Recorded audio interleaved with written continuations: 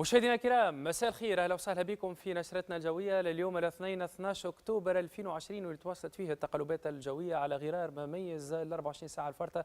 مساء كالعاده نبداو نشرتنا بما تم تسجيله من كميات الامطار اللي نزلت بغزاره في مناطق الوسط الشرقي، وعلى الكميات كانت في شط مريم من ولايه سوسه 96 ملم، كميات لا تقل اهميه في هرقله 66 56 في القلعه الكبرى. على كميات في ولايه القيروان كانت في الصبيخه 58 ملم، كميات راحت من بين 7 ل 40 في المتار من ولايه المنستير. بولايه جندوبه الامطار كانت بفاعليه اقل، على كميات كانت في مستوى 21 ملم. في عين دراهم من بين 5 ل 18 في اولاد الشامخ من ولايه المهديه، من بين 3 ل 18 في الهواريه من جهه الوطن القبلي. في ولايه بجا على كميه كانت في تبار 14 ملم.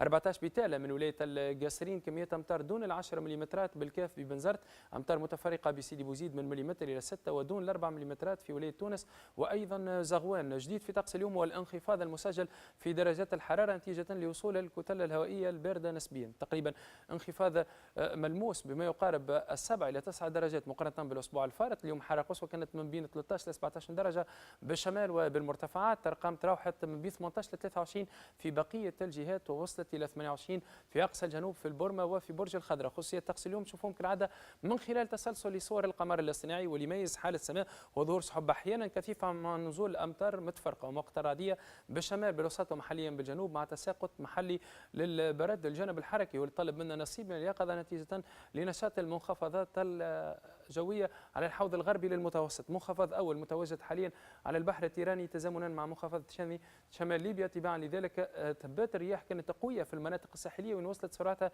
الى مستوى 70 و80 كم في الساعه. نشراتنا كانت تحذيريه بدرجه اولى فيما يتعلق بمجال الملاحه والصيد البحري، والبحر كان شديد الهيجان الى هائج تقريبا بكافه المجالات البحريه. الليله باش نكونوا معنيين بنفس الخصوصيات، تواصل هو برياح قويه في المناطق الساحليه، ممكن تقلص نسبي في حده وفعاليه التقلبات الجويه فيما يتعلق بمؤشر تساقطات نزول بعض الامطار في ولايه الشمال، واللي تحافظ على صبغتها رعديه في اقصى الشمال في بنزرت في نفزه وايضا في تبرقه.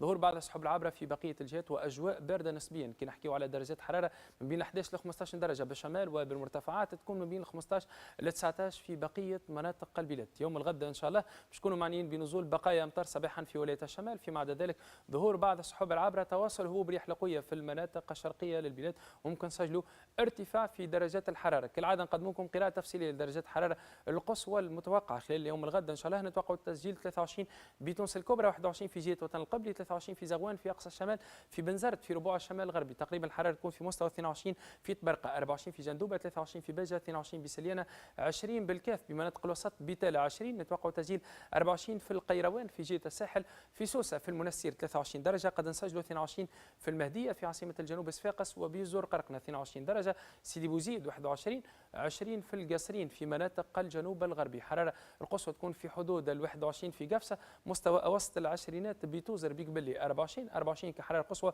ايضا قد نسجلوها في قابس وبقيه مناطق الجنوب الشرقي للبلاد، بجزيره جربه 23، 24 في مدينه، 23 بتطاوين، و24 في رماده.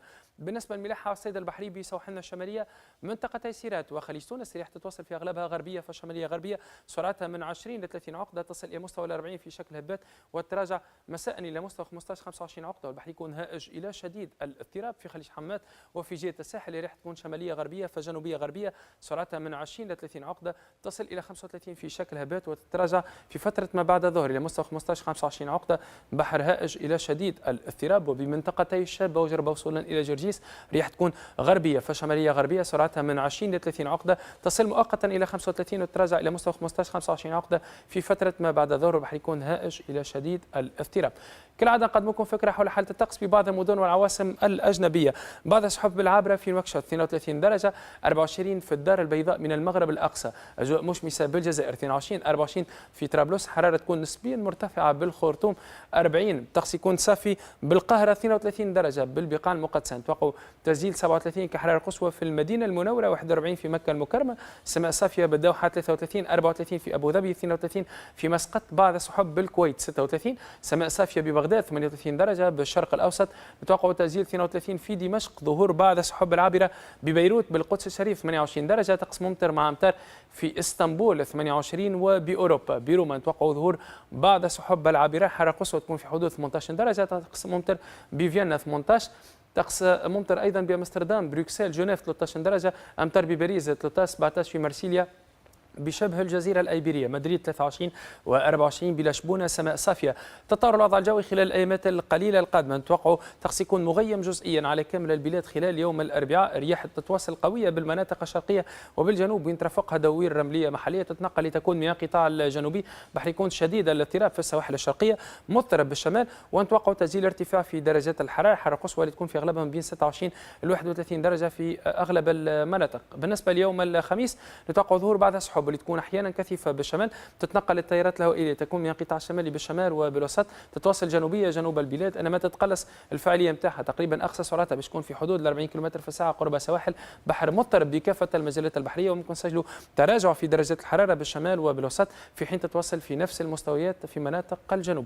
مواعيد الشروق والغروب بمدينه تونس اليوم الغد: شروق الشمس باذن الله يكون في الساعه 6:25 دقيقه، غروبها في الساعه 6:15. لمزيد من المعلومات والارشادات نذكركم بطرق الاتصال وتواصل بالمعهد الوطني للرصد الجوي، موقع الويب www.meteo.n، صفحة فيسبوك الخاصة بالمعهد، ورقم الموزع الصوتي 88 40 4 أوقات صلاة اليوم الغد: صلاة الصبح بداية من 4:59 دقيقة، ظهر منتصف النهار و13 دقيقة، صلاة العصر في الساعة 3:17 دقيقة، صلاة المغرب في الساعة 5:47 دقيقة، وصلاة العشاء بإذن الله في الساعة 7:11 دقيقة. شكرا على حسن المتابعة والاهتمام، إلى اللقاء.